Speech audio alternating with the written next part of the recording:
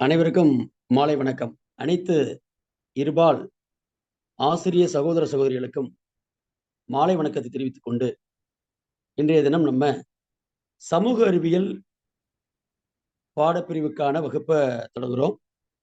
அதுல நம்ம முதல்ல இந்த சமூக அறிவியல் பாடம் அப்படின்னாவே உங்களுக்கு தெரியும், வரலாறு, குடிமியியல், புவியியல், பொருளியல் என்று 4 பகுதிகளாக பிரியும். அதுல முதல்ல நான் இப்ப குடிமியியல் பகுதியை தான் கையில் எடுத்துக்கிறேன். குடிமியியல் பகுதியில் நான் தொகுத்து வைத்திருக்கக்கூடிய சில தகவல்களை உங்களோடு விவாதிக்க இருக்கேன். பெரும்பாலும் தகுதி தேர்வு அப்படின்னு நம்ம எடுத்துக்கிட்டோம்னாலே நமக்கு சிலபஸ் பார்த்தீங்கன்னா தலைப்பு மட்டும்தான் கொடுக்கப்பட்டிருக்கும். நாம் அனைவரும் 6 முதல் 8 வகுப்பு வரை தான் தயாராகும். தலைப்பின் அடிப்படையில் தான் வினாக்கள் அமையுமே தவிர 6 முதல் 8 வகுப்பில் தான் வினாக்கள் அமைய வேண்டும், அதற்குள்ளாகத்தான் இருக்கும் என்று நாம் எண்ணிவிடக்கூடாது. பன்முகத்தன்மையினை அறிவோம் அப்படின்னு 6ஆம் வகுப்புல ஒரு தலைப்பு இருக்கு அப்படின்னா, இந்த அண்டர்ஸ்டாண்டிங் டைவர்சிட்டி அப்படிங்கிற ஆங்கில தலைப்பு, ஆங்கிலத்துல தமிழ்ல பன்முகத்தன்மையினை அறிவோம் அப்படிங்கிறது தலைப்பு. இது 6 முதல் 12ஆம் வகுப்பு வரை எங்கெல்லாம் இடம்பெறுகிறதோ அங்கெல்லாம் அதிலிருந்தெல்லாம் வினாக்கள் தொடுக்கலாம். தலைப்பு மட்டும்தான் நமக்கு முக்கியமே தவிர இந்த பாடத்துல இருந்தா கேட்பாங்க, இப்படிதான் கேட்பாங்க அப்படிங்கிறது நம்ம எண்ணிவிடவோ எடுத்துக்கொள்ளவோ கூடாது என்பதை முதலில் கூறிக்கொண்டு நாம் வகுப்பினை தொடங்குவோம். 6ஆம் வகுப்பு குடிமியல் பாடங்களிலிருந்து நாம் தொடங்க இருக்கிறோம். முதல்ல 6ஆம் வகுப்புல முதல் பாடமாக பன்முகத்தன்மையினை அறிவோம், அண்டர்ஸ்டாண்டிங் டைவர்சிட்டி அப்படின்னு தலைப்பு கொடுக்கப்பட்டிருக்கு. இந்த தலைப்புல நமக்கு என்னென்ன விஷயங்கள்லாம் நம்ம தெரிஞ்சிருக்கணும் அப்படின்னு பாத்தீங்கன்னா, அண்டர்ஸ்டாண்டிங் டைவர்சிட்டினா என்ன, டைவர்சிட்டி இன் இந்தியானா என்ன, எதன் அடிப்படையில் இந்த பாகுபாடுகள் அல்லது பன்முகத்தன்மை நம்ம இந்தியாவில் இருக்கு, சோசியல் டைவர்சிட்டினா என்ன, ஃபேமிலி அண்ட் சொசைட்டி அதில் எந்த அளவுக்கு இம்பாக்ட் பண்ணுது, இது போல பல்வேறு தகவல்களை இந்த தலைப்பின் கீழே நம்ம பார்க்க இருக்கோம். முதல்ல பன்முகத்தன்மை அப்படின்னா என்ன, டைவர்சிட்டி அப்படின்னா என்ன, ஓகேங்களா? இப்ப இதுல பாத்தீங்கன்னா நமக்கு தெரியும், இந்திய தேசம் அப்படிங்கிற நம்ம தேசமானது ஒவ்வொரு மாநிலமும் சரி, ஒவ்வொரு பகுதியும் சரி, பல்வேறு விதமான மொழிகள், பலவிதமான உணவு பழக்க வழக்கங்கள், பலவிதமான பழக்க வழக்கங்கள், ஒவ்வொரு மாநிலத்திலும் ஒரு விதமான விழாக்கள், அந்தந்த ஸ்டேட்டுக்குன்னு தனித்தனியான கல்ச்சர், பண்பாடுகளை பின்பற்றுகிறோம். இதே போல நம்ம நாட்டுல பல்வேறு பகுதிகளில் வாழக்கூடிய மக்களும் தங்கள் வாழ்க்கை முறைகளால வேறுபட்டு இருக்காங்க. அருணாச்சல பிரதேசத்துல இருக்கக்கூடிய மக்கள் போடக்கூடிய உடை அப்படிங்கிறது வேறு மாதிரி இருக்கும். தமிழ்நாட்டில் நம்ம போடக்கூடிய உடை அப்படிங்கிறது வேறு மாதிரி இருக்கும். இவ்வாறு பல்வேறு பகுதிகளில் வாழக்கூடிய மக்கள் தங்கள் வாழ்க்கை முறைகளால வேறுபட்டு இருக்காங்க. நாம் பாத்தீங்கன்னா பல்வேறுபட்ட பின்புலங்கள், பண்பாடுகள், வழிபாட்டு முறைகளை சார்ந்திருக்கிறோம், ஆனாலும் கூட ஒற்றுமையாக இருக்கிறோம். இப்படி நம்ம தேசத்துல பல மொழி, பல உணவு பழக்க வழக்கங்கள், பல்வேறு விதமான பழக்க வழக்கங்கள், பல விழாக்கள், மக்களின் வாழ்க்கை முறை இதெல்லாம் மாறுபட்டு இருக்கிறது. இதைதான் நாம் பன்முகத்தன்மை அப்படின்னு நம்ம சொல்றோம். முதல்ல இந்தியாவுல இந்த பன்முகத்தன்மை அப்படிங்கிறது 5000 ஆண்டு பழமை வாய்ந்த நாகரிகம். இந்தியாங்கிறது உங்களுக்கு தெரியும். இந்தியாங்கிறது ஏறத்தாழ 5000 ஆண்டுகள் பழமை வாய்ந்த நாகரிகத்தினுடைய தாயகம். இந்தியாவில் காணப்படக்கூடிய பல்வேறு வளங்களால் ஈர்க்கப்பட்டு உலகின் பல்வேறு பகுதிகளிலிருந்து மக்கள் இங்க குடியேறியிருக்கிறாங்க. இந்தியாவில் காணப்பட்ட பல்வேறு வளங்களால் ஈர்க்கப்பட்டு உலகின் பல்வேறு பகுதியிலிருந்து மக்கள் இங்க குடியேறி இருக்கிறாங்க. அவங்க கால்நடை மேய்ப்பதற்காகவும், வணிகம் மேற்கொள்ளவும், சில நேரங்களில் படையெடுப்பிற்காகவும் கூட இங்க வந்தவங்க இங்க தங்கி இருக்கிறாங்க. இங்க வருவதற்கு அவங்க நிலவழியாகவையோ அல்லது கடல் வழியோ வந்திருக்கிறாங்க. நிலவழியா வந்திருக்கிறாங்க அல்லது கடல் வழியாகவும் வந்து பல்வேறு இன மக்கள் இந்தியாவுக்குள்ள இடம்பெயர்ந்திருக்கிறாங்க. இதுல பாத்தீங்கன்னா இந்தியாவுக்குள்ள இருக்கக்கூடிய மக்களை இனங்களை திராவிடர்கள், நீக்ரிட்டோக்கள், ஆரியர்கள், ஆல்பைன்கள் மற்றும் மங்கோலியர்கள் அப்படின்னு நம்ம சொல்றோம். இது வந்து மனித இனங்கள்னு அர்த்தம். இந்த பல்வேறுபட்ட மனித இனங்கள் இந்தியாவில் வசிக்கின்றனர். அடுத்து பாத்தீங்கன்னா நில அமைப்புகளாக இருக்கட்டும், வாழ்வியல் முறைகளாக இருக்கட்டும், இவை அனைத்திலுமே இந்தியாவுல பன்முகத்தன்மை நிலவுகிறது. நில அமைப்புகள்ல எப்படி பன்முகத்தன்மை இருக்கிறது? உங்களுக்கு தெரியும், ஒரு கண்டம், ஒரு கான்டினென்ட் அப்படிங்கிறது மலைகள், பீடபூமிகள், சமவெளிகள், ஆறுகள், கடல்கள் போன்ற பல்வேறு இயற்கை பிரிவுகள் மற்றும் காலநிலைகளை கொண்ட மிகப்பிறந்த நிலப்பரப்பாகும்.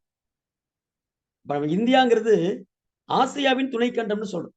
ஏன்னா ஆசியாங்கிற கண்டத்துல இருக்கக்கூடிய பல்வேறு காலநிலைகள், பல்வேறு சூழல்கள், பல்வேறு பீடபூமிகள் போல இந்தியாவிலையும் பல மலைகள், பல்வேறு நிலையிலான சமவெளிகள், பல்வேறு நிலையிலான சமவெளிகள், ஆறுகள் இதெல்லாம் காணப்படுகிறது.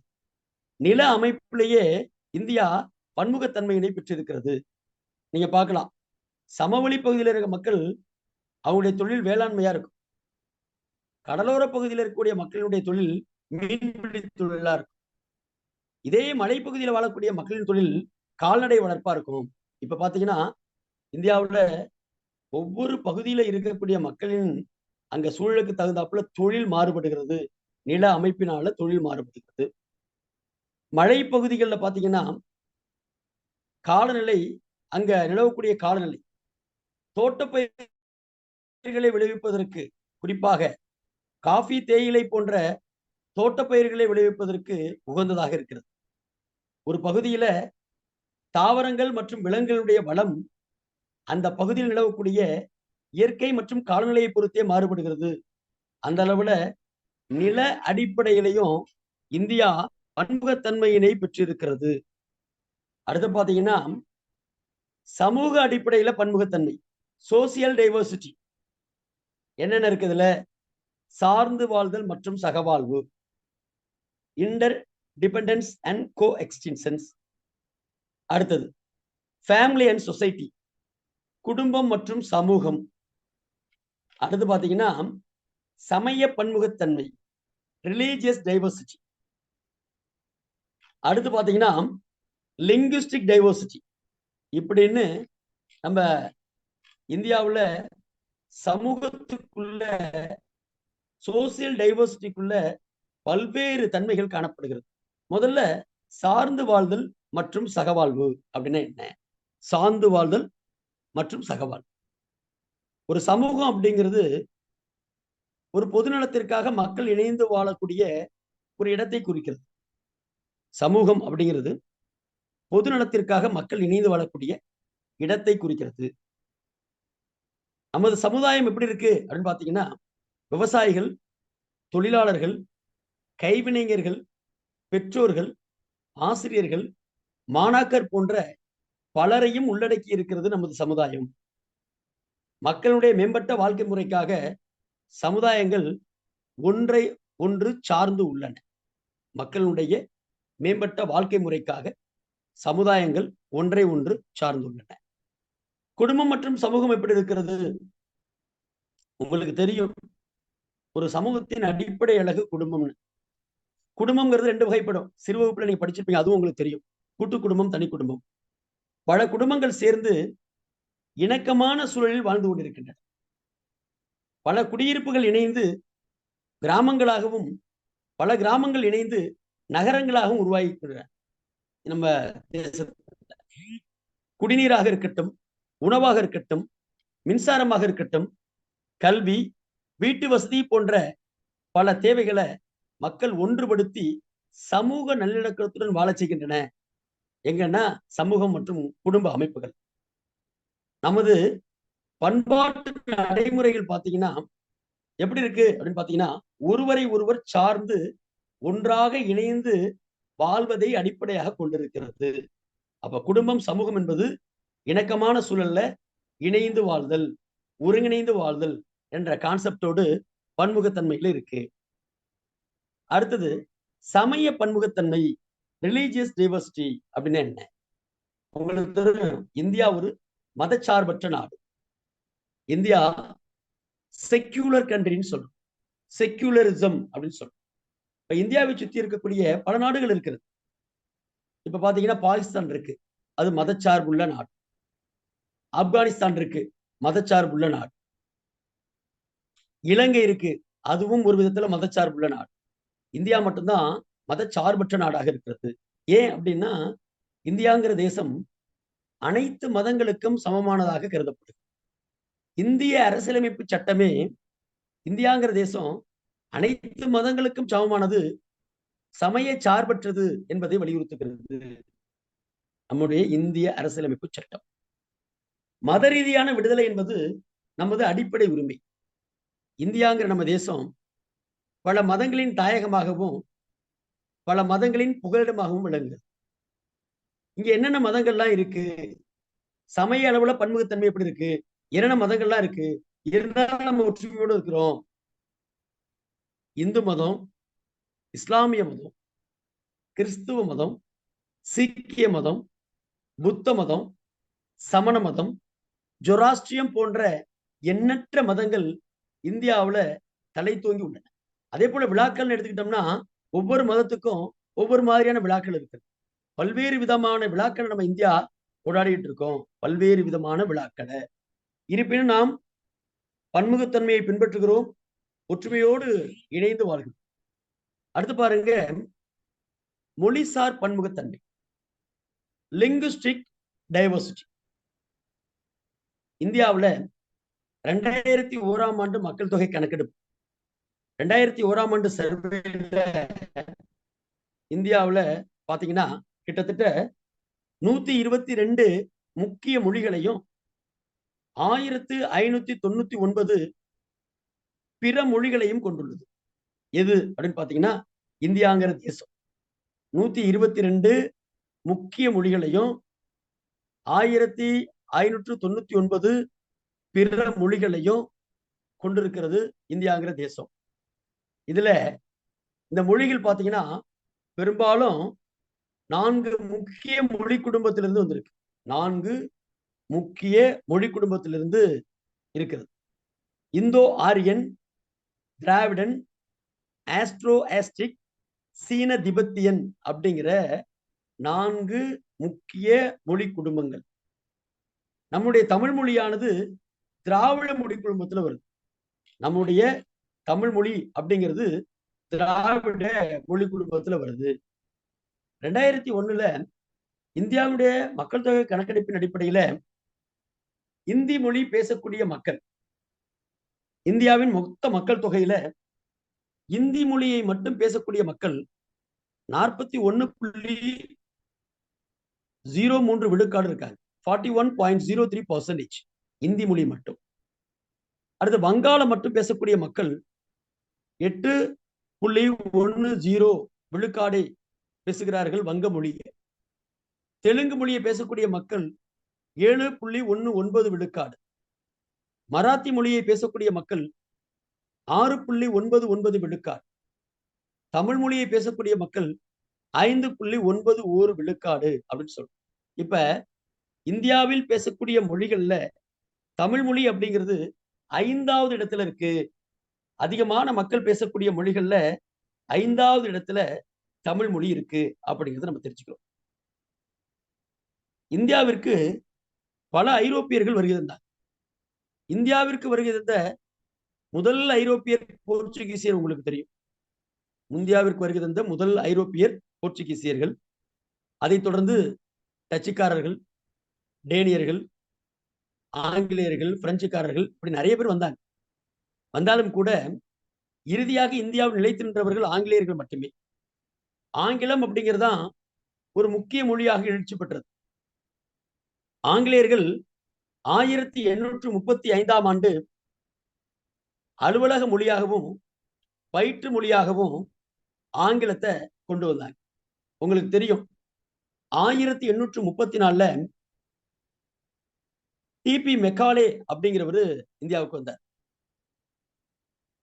அவர் ஏன் வந்தாரு அப்படின்னு பாத்தீங்கன்னா, தலைமை ஆளுநருடைய ஆலோசனை குழுவுல ஒரு சட்ட ஆலோசகர் தேவை என்பதை உணர்ந்த ஆங்கிலேய அரசாங்கம் தாமஸ் பாபிங்டன் மெக்காலே என்று சொல்லக்கூடிய டிபி மெக்காலேவை 1834 இந்தியாவுக்கு அனுப்பி வச்சு. அந்த காலகட்டத்தில் இந்தியாவில் பல்வேறு விவாதங்கள் ஓடிட்டு இருந்துச்சு.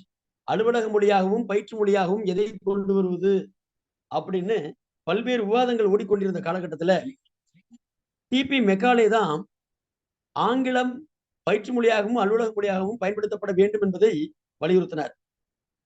அதன் அடிப்படையில் வில்லியம் பெண்டிங் பிரபு அவர்கள் 1835 ஆங்கிலத்தை அலுவலக மொழியாகவும் பயிற்று மொழியாகவும் இந்தியாவில் நடைமுறைப்படுத்தினார்.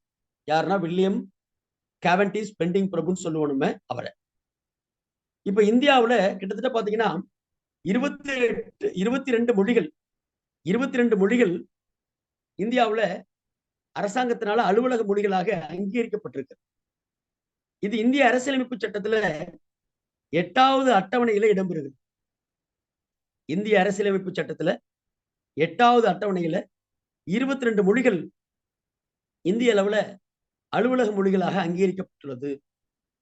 இந்த 22 மொழிகள் எவ்வாறு இந்திய அரசியலமைப்பு சட்டத்தில் இடம்பெற்றது அப்படிங்கிறத நம்ம சில புள்ளி விவரங்களின் வாயிலாக தெரிந்து கொள்ள இருக்கும்.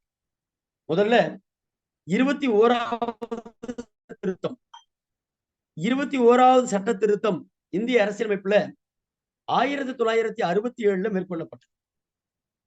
அப்ப 8வது அட்டவணையில 15வது மொழியாக சிந்தி மொழி சேர்க்கப்பட்டது.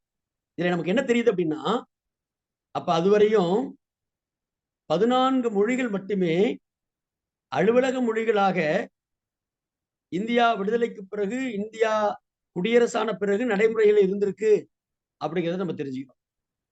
21வது திருத்த சட்டம் 1967 படி அட்டவணையில 8வது அட்டவணையில 15வது மொழியாக சிந்தி அப்படிங்கிற மொழி சேர்க்கப்பட்டது.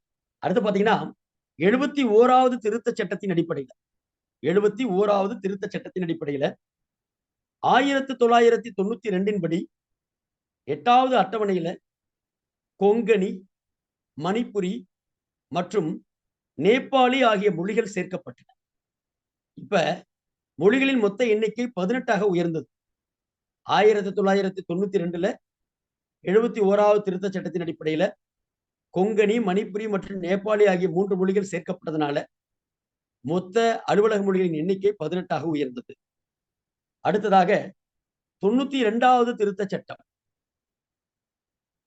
2003ஆம் ஆண்டு 92வது திருத்த சட்டம் மேற்கொள்ளப்பட்டது. அதன் அடிப்படையில 8வது அட்டவணையில 4 மொழிகள் சேர்க்கப்பட்டது. அவைகள் என்னென்ன? போடோ, டோக்ரி, மைதிலி மற்றும் சாந்தலி ஆகிய 4 மொழிகள் சேர்க்கப்பட்டது. இதன் மூலம் இந்திய அரசியலமைப்பு 8வது அட்டவணையில அங்கீகரிக்கப்பட்ட அலுவலக மொழிகளின் எண்ணிக்கையை 22ஆக உயர்த்தது. இதுவரையுமே பாத்தீங்கன்னா 92வது திருத்த சட்டம் 2003 கொண்டு வரப்பட்டது. அதன் அடிப்படையில் 8வது அட்டவணையில 4 மொழிகள் சேர்க்கப்பட்டது. அவைகள் என்ன? போடோ, டோக்ரி, மைதிலி, சாந்தலி. இதன் மூலம் இந்திய அரசியலமைப்பு சட்டத்துல 8வது அட்டவணையில ஓகேங்களா அங்கீகரிக்கப்பட்ட அலுவல் மொழிகளின் எண்ணிக்கையாக 22ஆக உயர்ந்தது மொத்தம். இதுல ஒரு கொஸ்டின்ஸ் கேட்கலாம். என்ன அப்படின்னா, இந்தியாவின் அதிகாரப்பூர்வ அங்கீகரிக்கப்பட்ட மொழிகள்ல ஒரே ஒரு அயல்நாட்டு மொழி மட்டும்தான் இருக்கு. என்ன அப்படின்னு பாத்தீங்கன்னா, அது நேபாளி. நேபாளி அப்படிங்கிற ஒரே ஒரு மொழிதான் அயல்நாட்டு மொழியாக அங்க இருக்கு. ஓகே. அடுத்து இந்தியாவின் முதல் அதிகாரப்பூர்வ மொழி கமிஷன், மொழிகளுக்கான ஆணையம் கமிஷன் எப்போது அமைக்கப்பட்டது அப்படின்னு பாத்தீங்கன்னா 1955 அமைக்கப்பட்டது. இதன் தலைவர் யாருன்னா பிஜி கேர் அப்படிங்கிறவர் தான் இதனுடைய தலைவராக இருந்தார். இப்ப இங்க 22 அதிகாரப்பூர்வ மொழிகள் பட்டியல் கொடுக்கப்பட்டிருக்கிறது. அப்படியே பாருங்க, ஹிந்தி, தமிழ், மலையாளம், வங்காளி, அஸ்ஸாமி, தெலுங்கு, மராத்தி, ஒரியா, பஞ்சாபி, சமஸ்கிருதம், சிந்தி, குஜராத்தி, காஷ்மீரி, உருது, கன்னடம், கொங்கணி, மணிப்புரி, நேபாளி, தோஹ்ரி, போடோ, சாத்தலி, மைதிலி. இது போன்று பார்த்தீங்கன்னா மொத்தமா 22 மொழிகள் அங்கீகரிக்கப்பட்ட அதிகாரப்பூர்வ மொழிகளாக 8வது அட்டவணையில் சேர்க்கப்பட்டிருக்கிறது அப்படிங்கிறத நம்ம தெரிஞ்சுக்கிறோம். அடுத்து பார்த்தீங்கன்னா நம்ம தெரிஞ்சுக்க வேண்டிய விஷயம் செம்மொழிகள் அப்படிங்கிறது. இந்தியாவுல செம்மொழிகள் அப்படிங்கிற அந்த கான்செப்ட் எப்போ வந்துச்சு?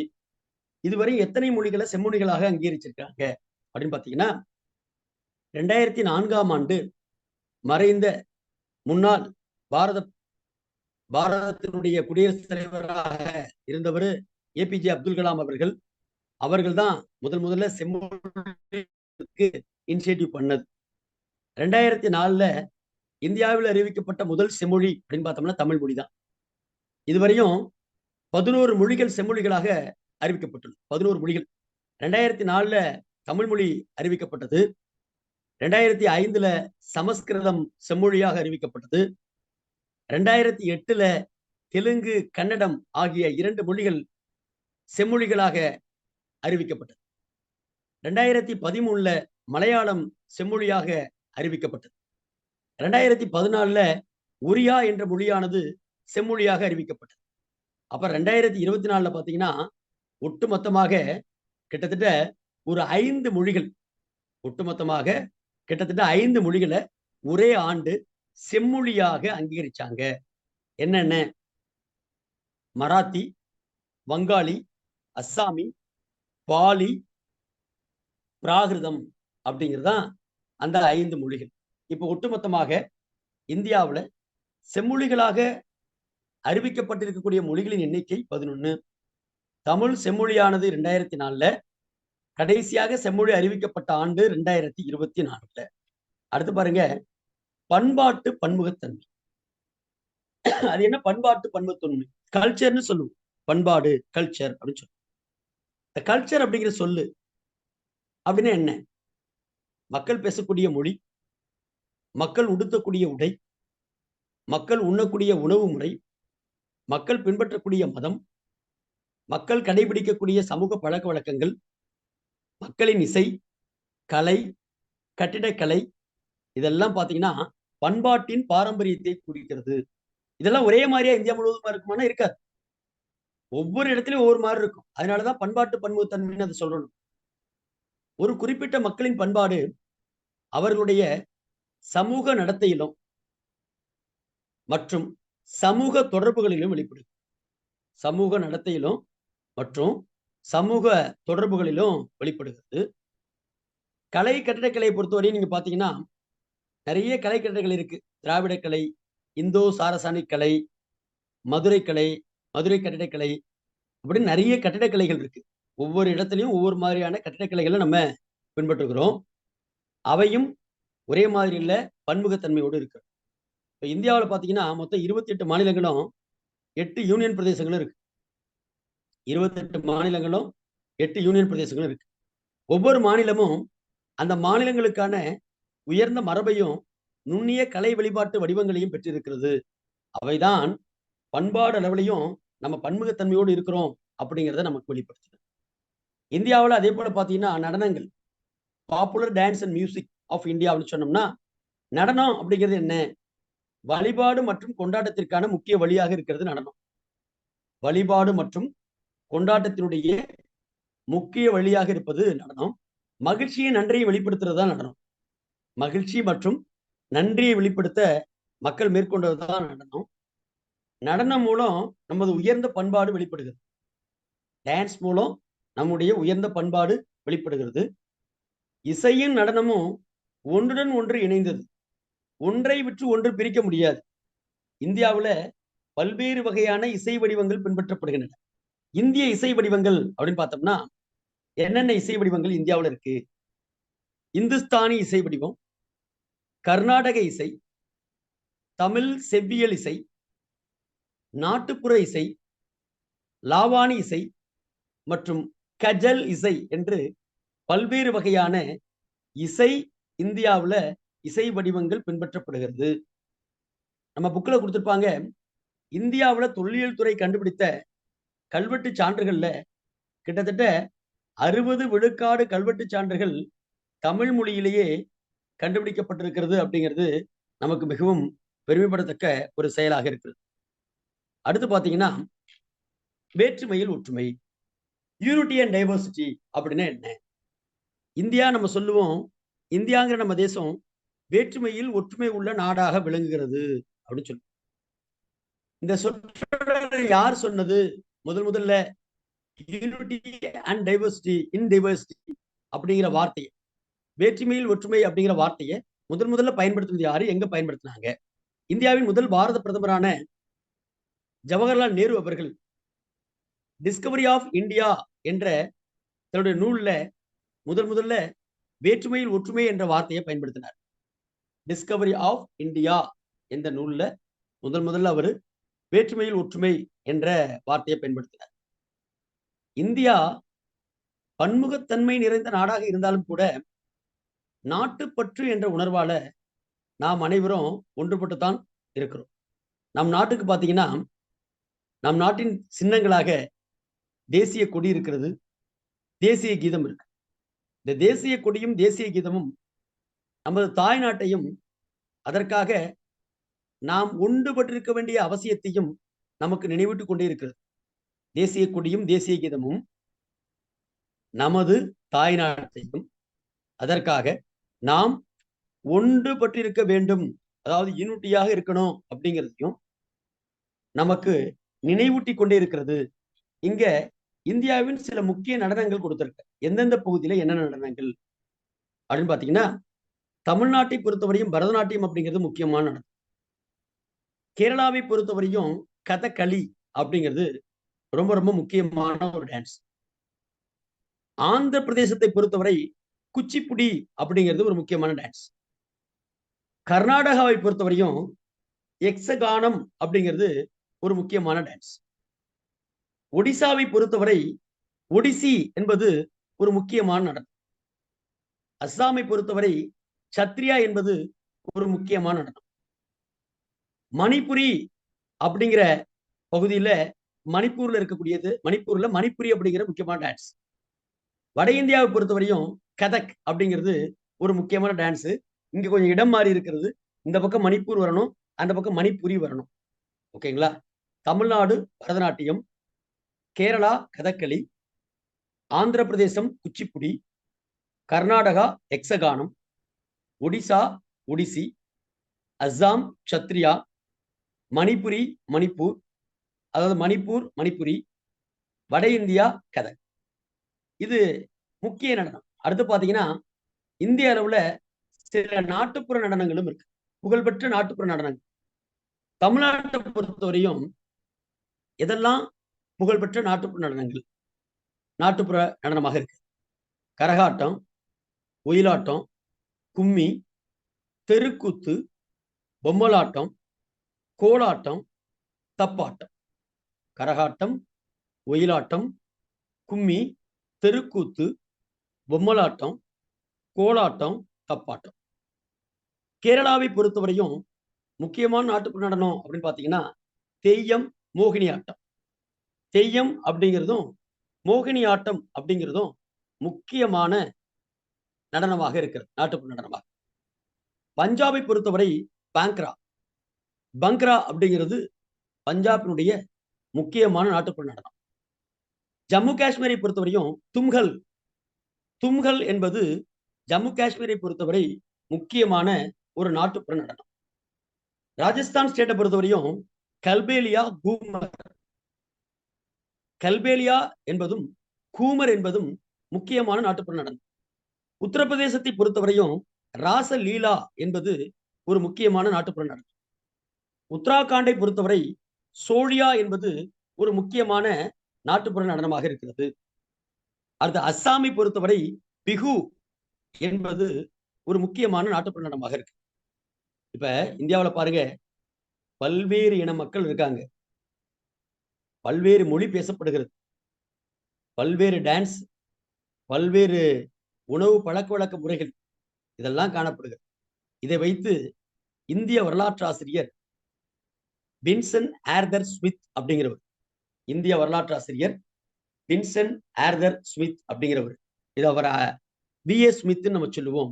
அவர்தான் இந்தியாவில் பல்வேறு இன மக்கள் காணப்படுறதுனால இந்தியாவை இனங்களின் அருங்காட்சியகம் என்று வரையறை செய்தார். சொன்னார், வர்ணிச்சார். இந்தியாவை இனங்களின் அருங்காட்சியகம் என்று வர்ணித்தவர் யார் அப்படின்னு கேட்பான். அப்படி கேட்டா வின்சென்ட் ஆர்தர் ஸ்மித் அல்லது B.A. ஸ்மித் அப்படின்னு நம்ம பதில் சொல்லணும். ஓகேங்களா? அடுத்து பாருங்க, நம்ம 6ஆம் வகுப்புல முதல் பாடத்துல இருக்கக்கூடிய தலைப்புகளோடு தொடர்புடைய 10ஆம் வகுப்பு வரை இருக்கக்கூடிய தகவல்களை அங்க கொண்டு வந்துட்டோம். ஒரு பாடத்துக்கு 6ஆம் வகுப்புல முதல் பாடம் பன்முகத்தன்மை அறிவு அப்படிங்கிற பாடத்துல இருக்கக்கூடிய இம்பார்ட்டன்ட் ஹிண்ட்ஸை நம்ம சொல்லிட்டோம். இப்ப அடுத்தது 6ஆம் வகுப்புல 2வது பாடம் அச்சீவிங் ஈக்குவாலிட்டி. அச்சீவிங் ஈக்குவாலிட்டி, சமத்துவம் பெறுதல் அப்படின்னா என்ன? சமத்துவம் பெறுதல் அப்படிங்கிற இந்த பாடத்துல நம்ம என்னெல்லாம் தெரிஞ்சுக்கணும், என்னெல்லாம் கொஸ்டின்ஸா இருக்கலாம் அப்படின்னு தெரிஞ்சுக்கணும். நம்ம என்னதான் வேறுபட்டு கிடந்தாலும் இந்தியாங்கிறப்ப ஒன்றுபட்டு ஒற்றுமையா வாழ்ந்துட்டு இருக்கோம். கேட்டுங்களா? பன்முகத்தன்மை எப்போதுமே ஏற்றுக்கொள்ளப்படுவதில்லை என்பதால மக்கள் தம்மிடமிருந்து வேறுபடும் பிற மக்களிடம் பகைமை உணர்வை கொள்வதற்கு வாய்ப்பு இருக்கிறது. ஆனாலும் கூட ஒரு பொதுவான எண்ணத்துல சமூகத்துல நம்ம அமைதியான முறையில வாழ்ந்துட்டு இருக்கோம். கேட்டுங்களா? சமத்துவம் எவ்வாறு பெறப்படும்? சமத்துவம்னா என்ன? பாரபட்சம் இல்லாத தன்மையை நம்ம சமத்துவம்னு சொல்லுவோம். பாரபட்சம் இல்லாத தன்மையை சமத்துவம் சொல்லுவோம்.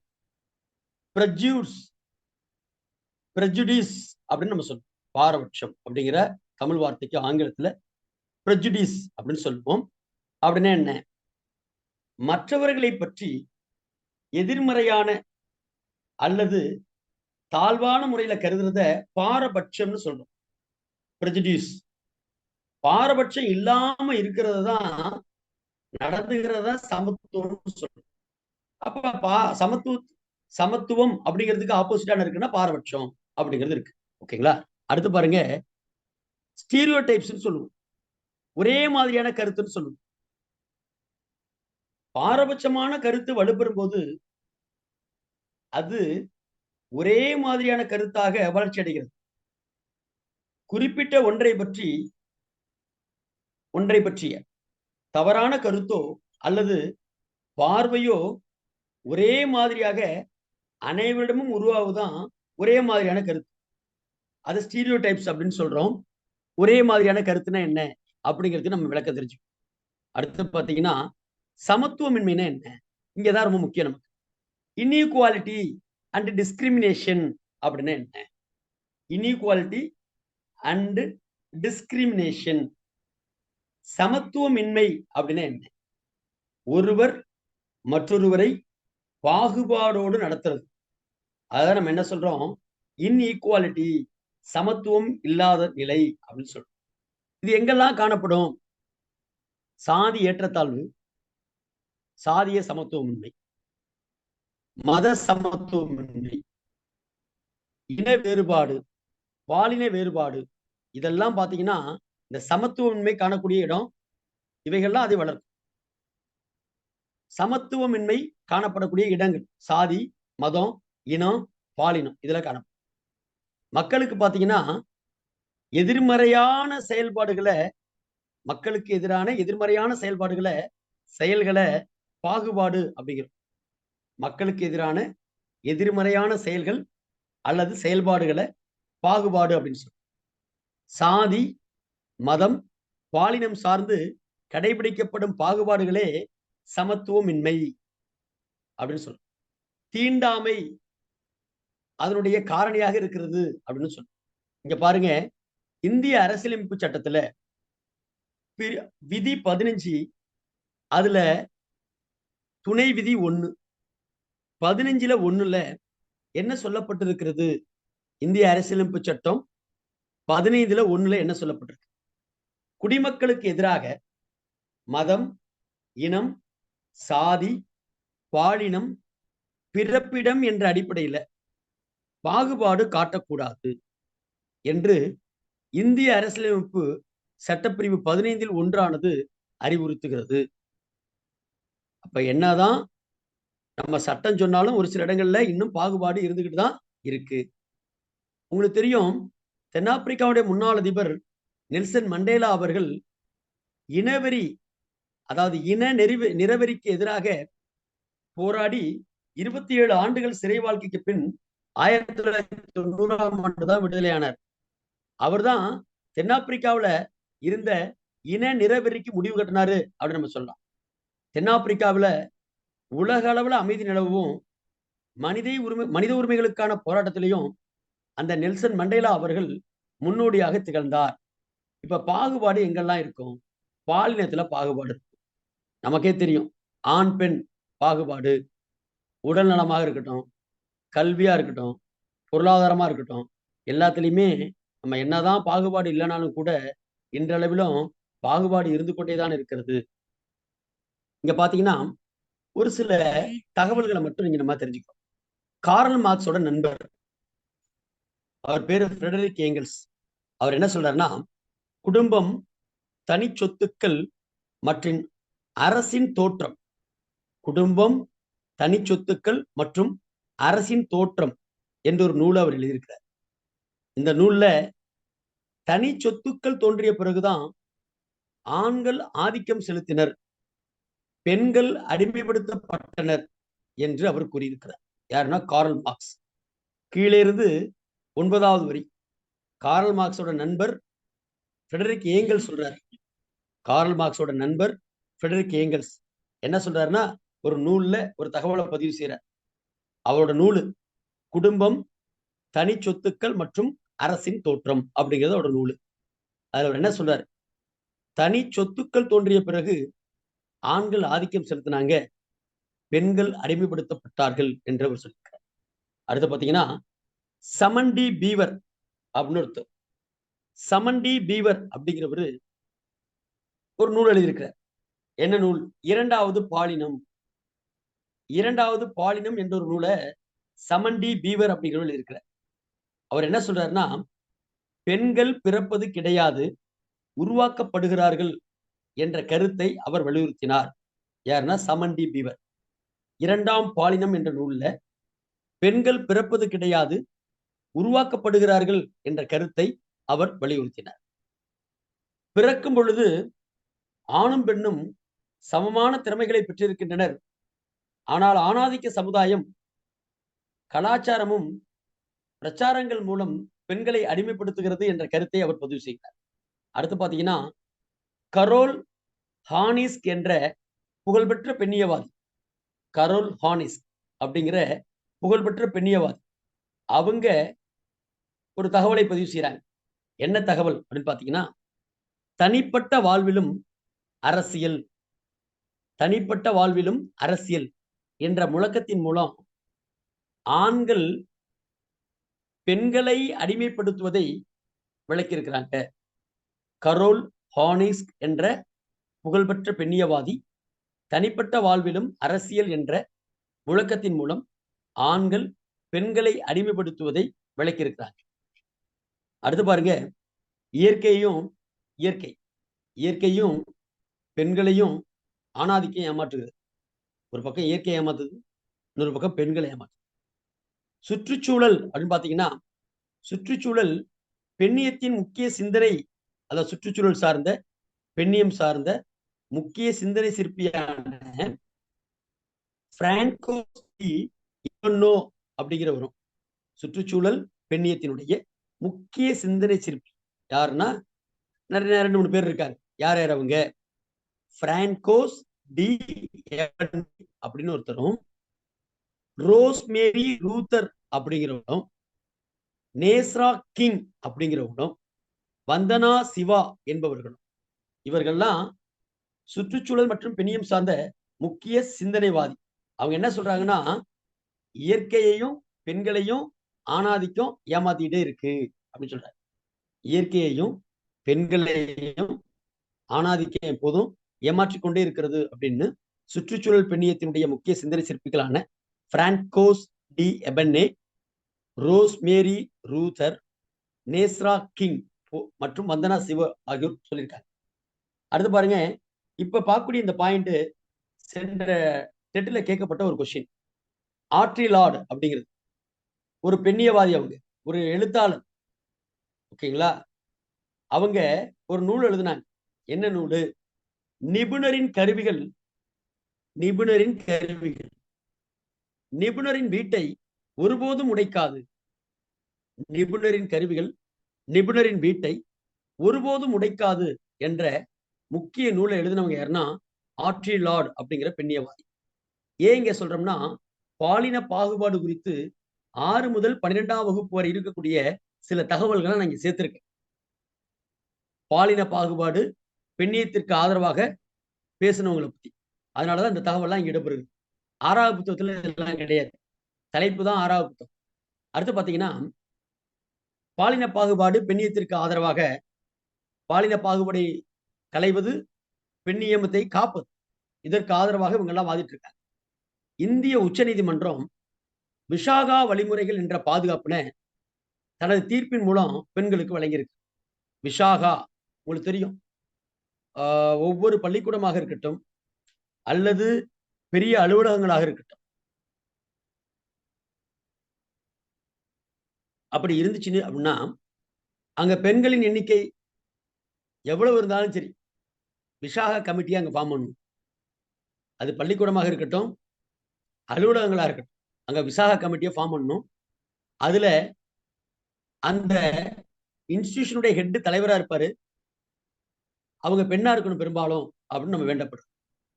ரைட்டுங்களா? விசாகா வழிமுறைகளை இந்திய உச்சநீதிமன்றம் வழங்கியிருக்கு. எதுக்கு வழங்கியிருக்குன்னா, பணியிடங்கள்ல பெண்களுக்கு எதிரான பாலின தொந்தரவுகளை தடுப்பதற்காக இந்த விசாகா வழிமுறைகளை இந்திய உச்சநீதிமன்றம் நமக்கு வழங்கியிருக்கிறது.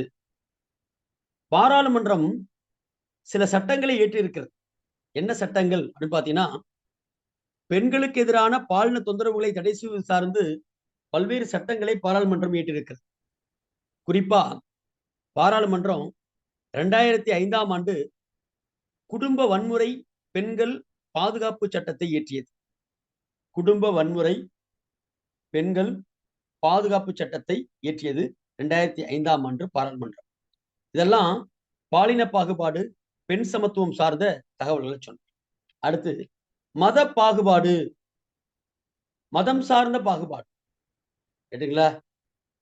மதம் சார்ந்த பாகுபாடு அப்படிங்கிறது நம்பிக்கையின் அடிப்படையில ஒரு தனிநபரின் மீதோ அல்லது ஒரு குழுவினர் மீதோ சமத்துவமின்றி நடத்துறது. மத சார்ந்த பாகுபாடு அப்படிங்கிறது நம்பிக்கையின் அடிப்படையில ஒரு தனிநபரின் மீதோ அல்லது ஒரு குழுவினர் மீதோ சமத்துவமின்றி நடத்துறத மத பாகுபாடு அப்படின்னு சொல்றோம். ஆயிரக்கணக்கான ஆண்டுகளாக மதங்களுக்கு இடையில பிரச்சனை இருந்துகிட்டு தான் இருக்கு. மதம் சார்ந்த பிரச்சனை ஓய்ந்ததே இல்லை. ஆனாலும் கூட நமது இந்திய அரசியலமைப்பு சட்டம் சட்டத்திற்கு முன் அனைவரும் சமம் அப்படின்னு சொல்லுது. ஆர்டிகல் 14 சொல்லுது, சட்டத்திற்கு முன் அனைவரும் சமம் சொல்லுது. இந்திய அரசியலமைப்பு சட்டம் சமத்துவத்தையும் வழங்குகிறது.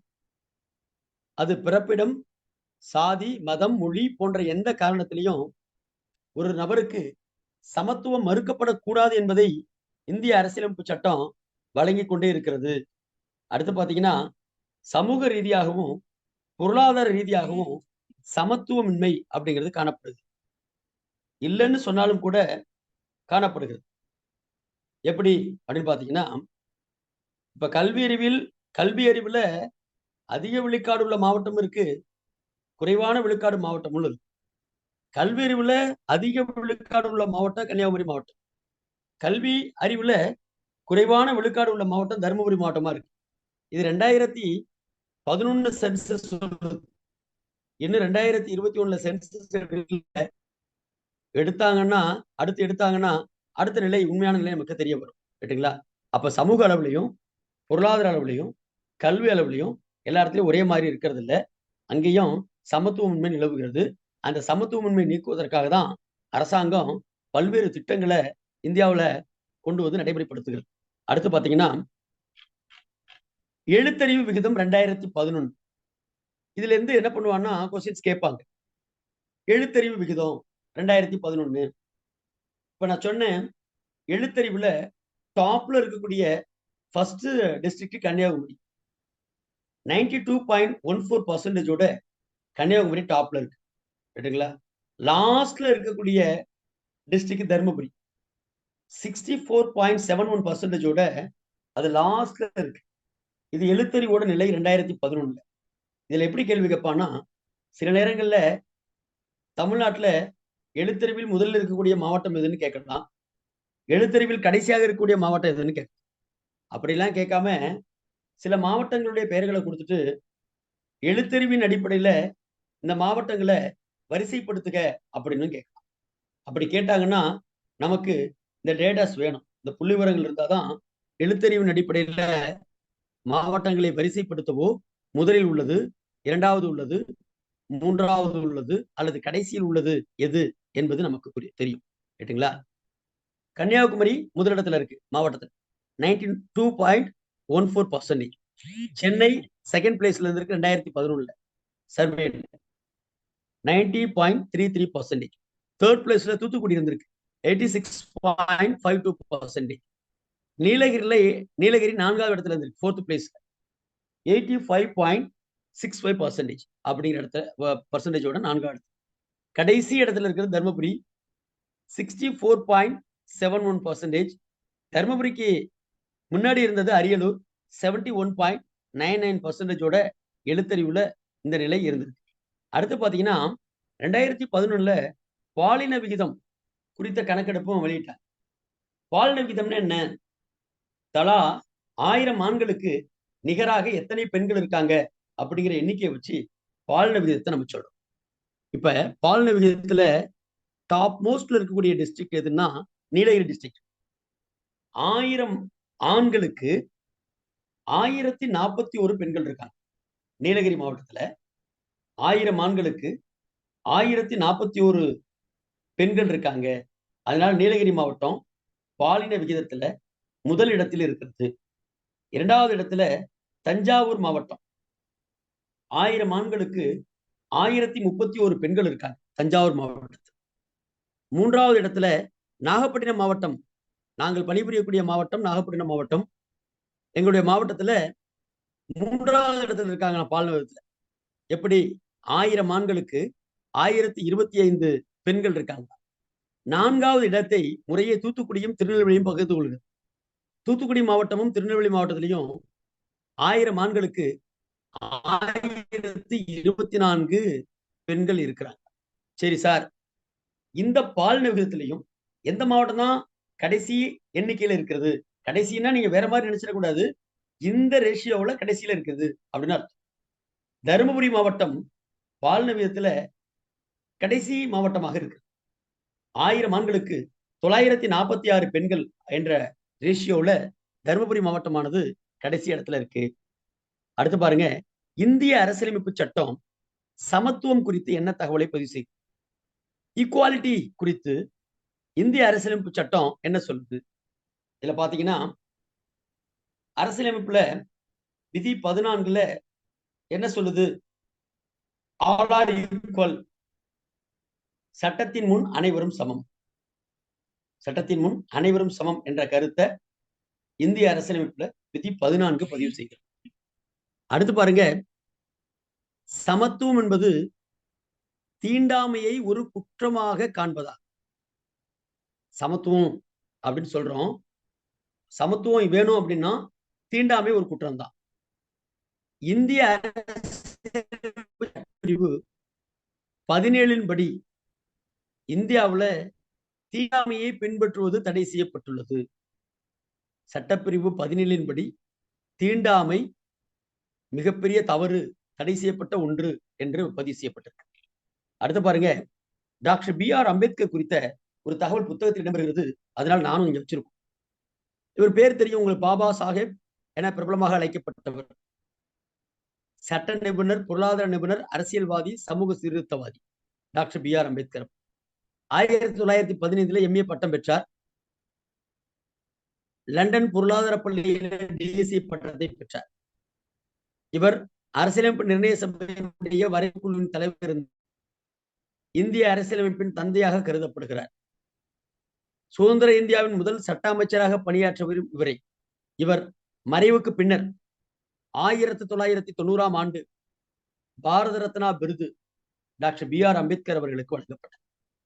அவர் இறந்த பிறகு அவருக்கு 1990 ஆண்டு தான் பாரத ரத்னா விருதை வழங்கியிருக்கிறாங்க. இப்ப நம்ம 2 பாடங்கள் 6ஆம் வகுப்புல இருக்கக்கூடிய 2 பாடங்கள் அதற்கான கருத்துக்களை சுருக்கமா நம்ம சொல்லி, அடுத்து 6ஆம் வகுப்புல 3வது பாடம் தேசிய சின்னங்கள். இப்ப தேசிய சின்னங்கள் அப்படிங்கிற பாடம் எடுத்துக்கிட்டோம்னா 6ல இருந்து 12 வரையும் தேசிய சின்னங்களோடு தொடர்புடைய எல்லா தகவல்களையும் அந்த தலைப்பின் கீழே கொண்டு வந்து படிக்கணும். அதான் மெயின். இது கேட்டுங்களா? 6ல இருந்து 8 வரையும் தான் அவங்க சிலபஸ் கொடுப்பாங்க. ஆனா அந்த சிலபஸோடு தொடர்புடைய தகவல்கள் வேறு வேறு புத்தகங்கள்ல இருந்தாலும் அதை நம்ம கொண்டு வந்து அந்த தலைப்பின் கீழே சேகரிச்சு நம்ம படிக்கணும் அப்படிங்கிறது ரொம்ப ரொம்ப இம்பார்ட்டன்ட். இந்த ஒரு பாடத்தை மட்டும் நம்ம இன்றைய வகுப்புல பார்த்தோம். ரைட்டுங்களா? National simple. இப்ப இயற்கை தேசிய சின்னங்கள் அப்படின்னு பார்த்தோம்னா தாமரை, லோட்டஸ் 1950ஆம் ஆண்டு தாமரை தேசிய சின்னமாக ஏற்றுக்கொள்ளப்பட்டது. இயற்கை தேசிய சின்னமாக ஏற்றுக்கொள்ளப்பட்டது. இது சேற்று நீரில் வளரக்கூடிய மிக அழகான மலர்களை கொடுக்கக்கூடியது. 2வது அதே வருஷம் தேசிய மரமாக ஆலமரம், முதல்ல தேசிய மலராக தாமரை 1950ல அது உங்களுக்கு அறிவிக்கப்பட்டது. அதே தேசிய மரமாக ஆலமரம் 1950லேயே அறிவிக்கப்பட்டது. ஆலமரத்தை பத்தி சொல்லணும் அப்படின்னா இது பெருமையின் சின்னம், மருத்துவ குணம் கொண்டது. அடுத்தது மாம்பழம். தேசிய பழமாக மாம்பழமும் 1950லேயே அறிவிக்கப்பட்டது. வைட்டமின் A, C, D ஆகியவற்றை அதிக அளவில் கொண்டது இந்த மாம்பழம். பெரும்பாலும் சமவெளிகள்ல தான் இது விளைவிக்கப்படுகிறது. அடுத்தது தேசிய பறவையாக மயில் 1963ஆம் ஆண்டு அறிவிக்கப்பட்டது. இந்தியாவை தாயகமாக கொண்டது இது. தோகையை கொண்ட பறவை மயில் தான் இந்தியாவின் தேசிய மயிலாக அறிவிக்கப்பட்டது. அடுத்து தேசிய விலங்காக, அதாவது தேசிய விலங்காக அறிவிக்கப்பட்டது புலி 1973ஆம் ஆண்டு. ஒரு கொஸ்டின் வரலாம், அதுக்கு முன்னாடி என்ன சார் இருந்துச்சுன்னா 1972 வரையும் சிங்கம் தான் தேசிய விலங்கா இருந்துச்சு. புலிகளின் எண்ணிக்கை குறைவதாக கருதிய இந்திய அரசாங்கம் 1972ல புலிகள் திட்டம், டைகர் ப்ராஜெக்ட் கொண்டு வந்துச்சு. அதன் பிறகு தேசிய சின்னமாக புலி மாற்றப்பட்டது 1973ல. உலக அளவில் இருக்கக்கூடிய மொத்த புலிகளோட எண்ணிக்கையில 70 விழுக்காடு இந்தியாவில் தான் இருக்கு. அடுத்தது தேசிய நதியாக கங்கை ஆறு, கங்கை நதி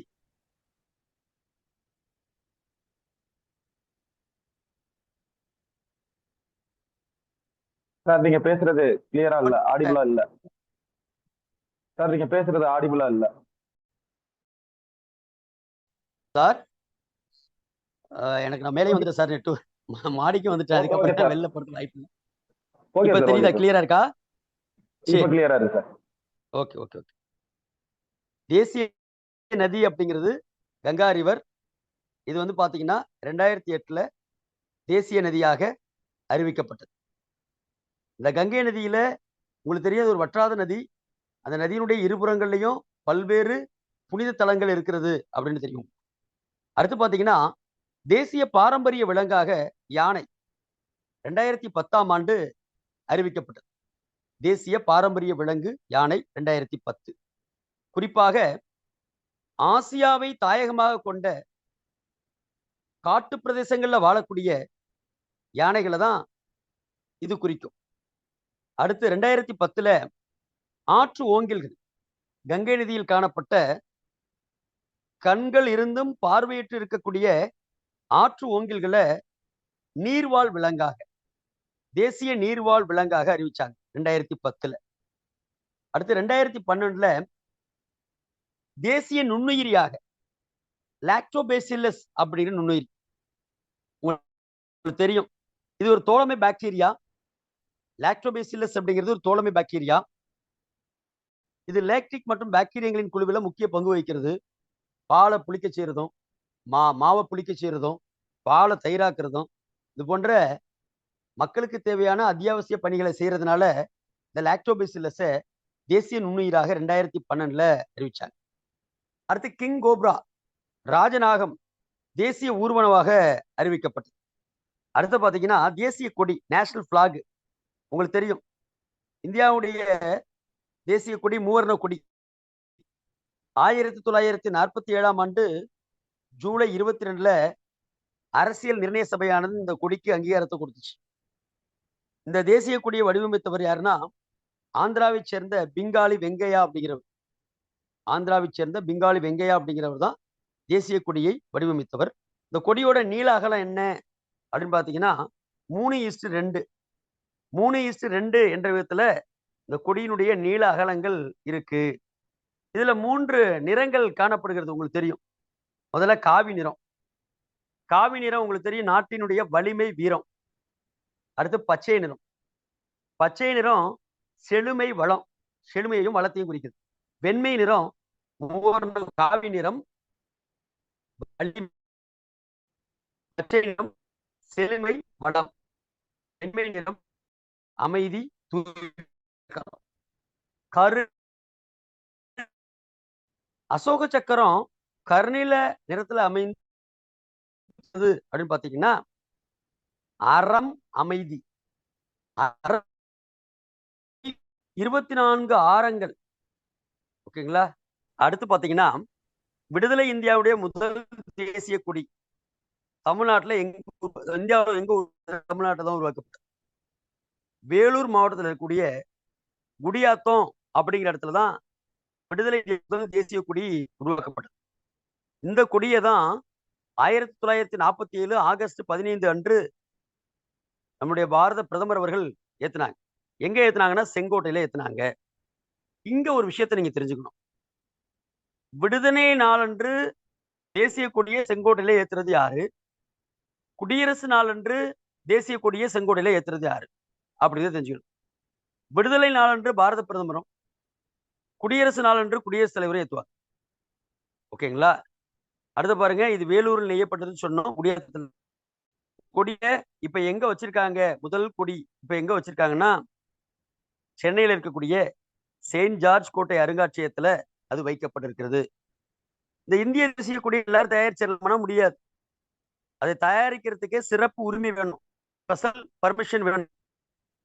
அப்படின்னு பாத்தீங்கன்னா கர்நாடகாவில் இருக்கக்கூடிய கர்நாடக காதி கிராம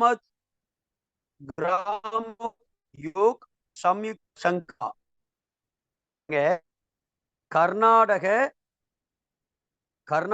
காதி கிராமோத்யோக் சம்யுக்த சங்கா அப்படிங்கிற நிறுவனம் தான் இந்த தேசிய கொடியை தயாரிக்கக்கூடிய அரசின் அங்கீகாரம் பெற்ற ஒரே கொடி, அதாவது ஒரே நிறுவனம், தேசிய கொடியை தயாரிக்கக்கூடிய ஒரே நிறுவனம்.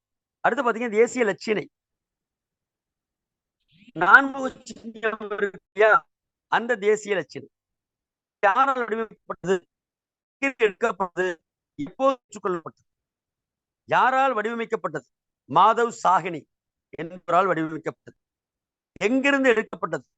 சாரநாத்துல அமையப்பெற்றக்கூடிய அசோகருடைய தூணின் உச்சியிலிருந்து எடுக்கப்பட்டது நான்முகச்சிங்கம். எப்போது ஏற்றுக்கொள்ளப்பட்டது?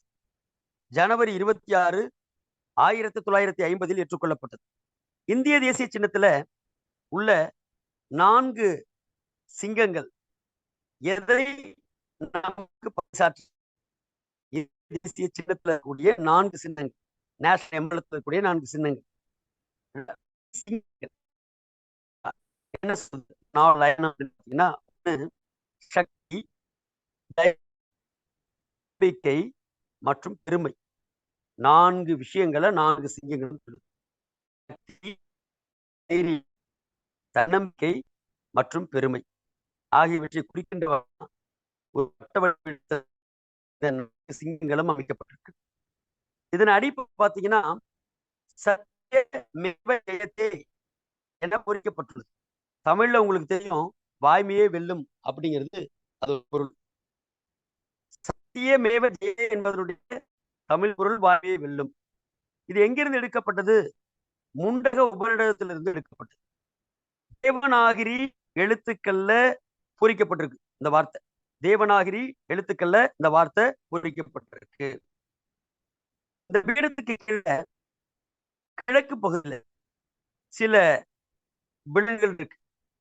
கிழக்கு பகுதியில என்ன விலங்கு இருக்கு பாத்தீங்கன்னா யானை இருக்கு. அந்த பீடத்துக்கு கீழே கிழக்கு பகுதியில யானை இருக்கு, மேற்கு பகுதியில இருக்கு, தெற்கே எருது இருக்கு, வடக்கே சிங்கம் இருக்கு. 4 விலங்கு உருவங்கள் இருக்கு இந்த பீடத்துக்கு. அதாவது சத்தியமேவ ஜெயதேவுக்கு கீழே 4 விலங்குகள் இருக்கு. கிழக்கு பக்கத்துல யானை, மேற்கு பக்கத்துல குதிரை, தெற்கு பக்கத்துல எருது, வடக்கு பக்கத்துல சிங்கம் இருக்கு. இந்த அளவு டெப்தா தேவை ஒரு கொஸ்டின்.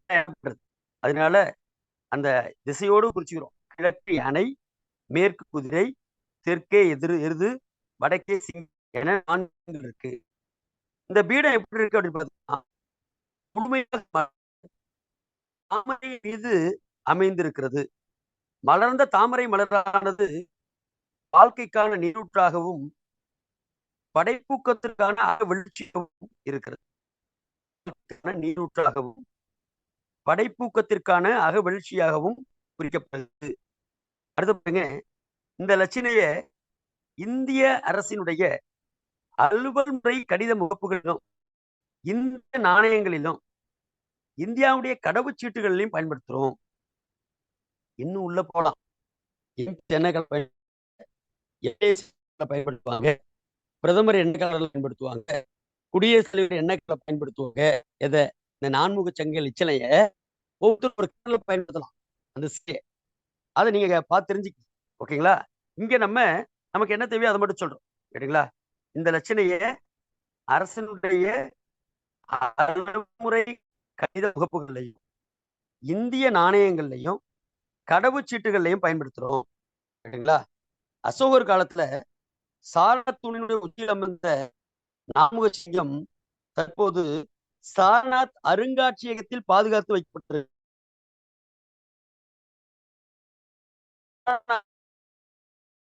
அடுத்து பாருங்க, நேஷனல் ஆந்தம், தேசிய கீதம். உங்களுக்கு தெரியும் ரவீந்திரநாத் தாகூர் எழுதின, குறிப்பாக வங்க மொழியில எழுதின பாடல் தான் ஜனகண மன.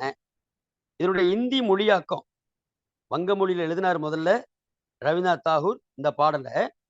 இதோட இந்தி மொழியாக்கம் ஜனவரி 24, 1900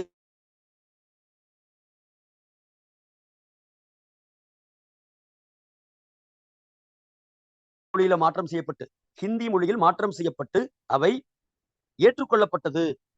இந்தியாவுடைய தேசிய கீதம் எப்போது ஏற்றுக்கொள்ளப்பட்டது?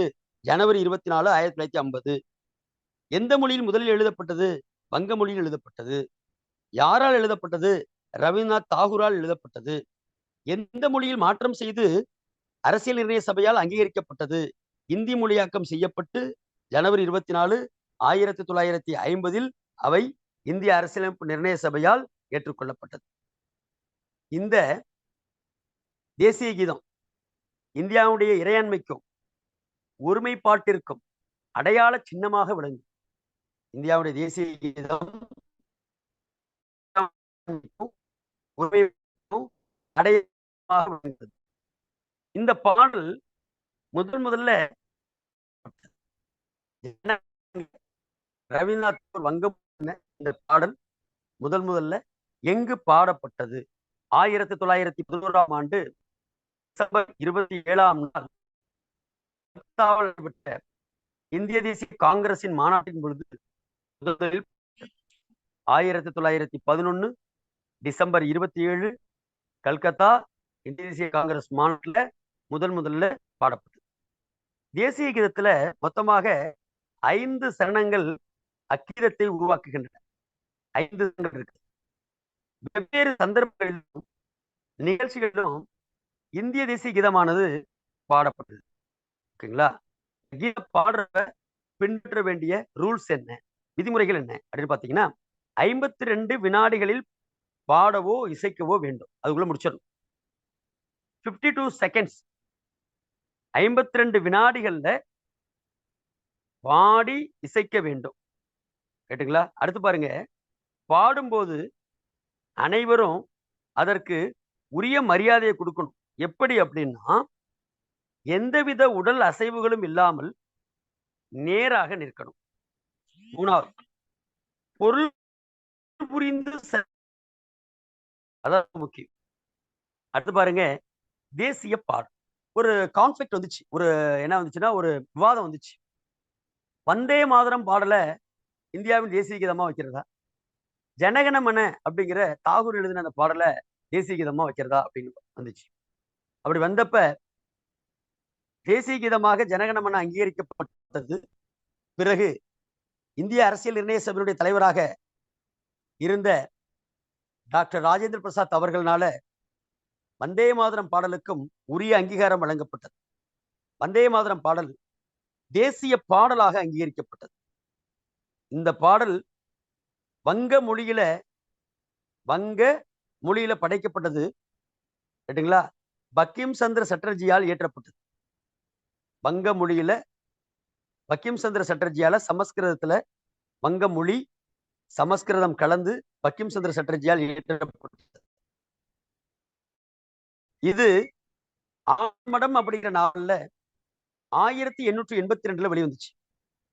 இந்திய தேசிய கீதத்தோடு சமநிலை அந்தஸ்தை கொண்டது. இந்த பாடலுக்கு தேசிய கீதத்தில் எழுதின ரவீந்திரநாத் தாகூரே இசையமைத்திருக்கார். தேசிய கீதத்தை எழுதிய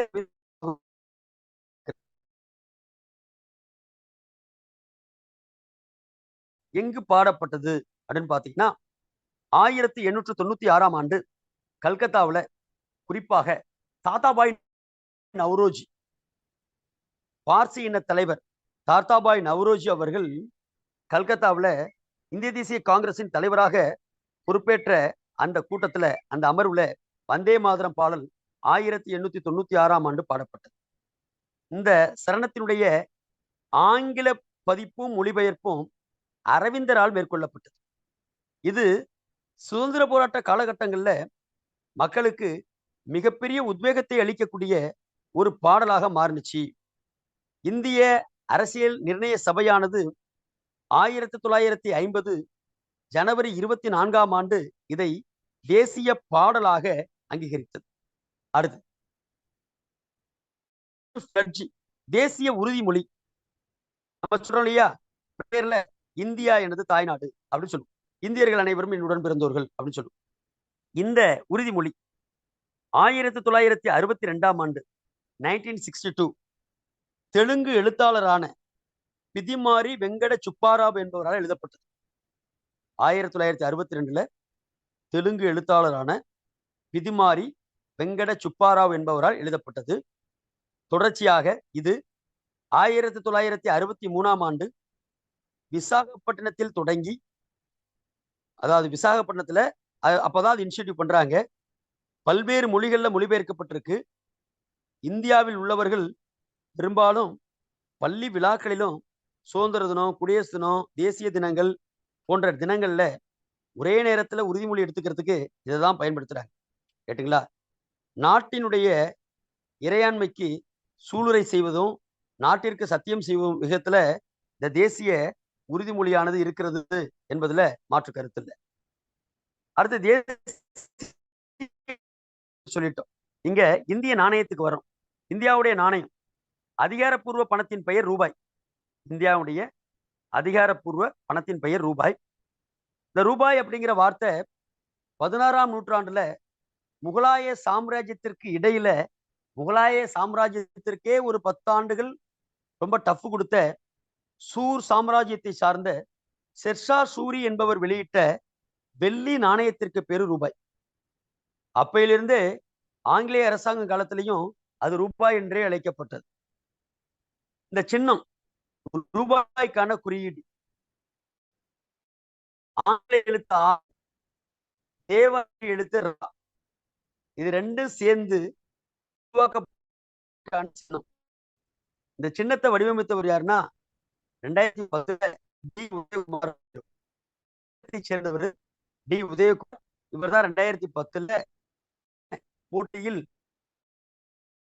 தேசிய நாட்காட்டி மேக்நாத் சாஹா என்று சொல்லக்கூடிய ஒரு வான் இயற்பியலாளர், அவருடைய குழு பரிந்துரையின் அடிப்படையில் 1957 மார்ச் 22 தேசிய நாட்காட்டி ஏற்றுக்கொள்ளப்பட்டது.